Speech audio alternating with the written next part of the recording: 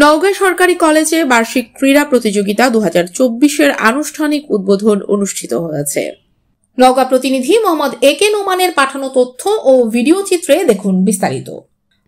রোববার সকালে কলেজ প্রাঙ্গণে জাতীয় পতাকা উত্তোলন এবং ফেস্টুন উড়িয়ে প্রতিযোগিতার উদ্বোধন করেন কলেজের অধ্যক্ষ প্রফেসর মোহাম্মদ শামসুল হক।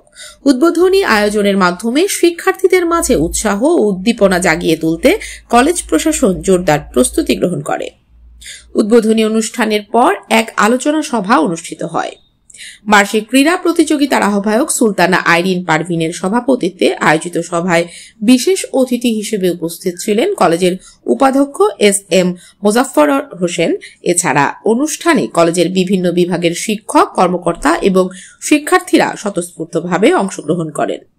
উদ্বোধনী বক্তব্যে অধ্যক্ষ প্রফেসর মোহাম্মদ শামসুল হক বলেন, শিক্ষার্থীদের শারীরিক ও মানসিক উন্নয়নে ক্রীড়া প্রতিযোগিতা অত্যন্ত গুরুত্বপূর্ণ। এবারের প্রতিযোগিতায় আমরা ছাত্রছাত্রীদের জন্য আলাদা আলাদা ইভেন্ট রেখেছি, যাতে তারা তাদের দক্ষতা প্রদর্শনের সুযোগ পায়। প্রতিযোগিতায় ব্যাডমিন্টন, টেবিল টেনিস, ক্যারাম, দাবা, লুডো ও তাসের মতো জনপ্রিয় খেলাগুলো অন্তর্ভুক্ত করা হয়েছে। উদ্বোধনী দিনে ছাত্র এবং ছাত্রীদের দুটি দল ব্যাডমিন্টন ইভেন্টে প্রতিদ্বন্দ্বিতা করে।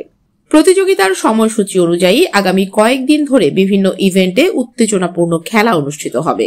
এবারের প্রতিযোগিতা নিয়ে শিক্ষার্থীদের মাঝে ব্যাপক উৎসাহ লক্ষ্য করা গেছে। অনেকেই বলছেন, এই আয়োজন তাদের ক্লাসের চাপ থেকে কিছুটা মুক্তি দেওয়ার পাশাপাশি পারস্পরিক বন্ধনকে আরো সুদৃঢ় করবে।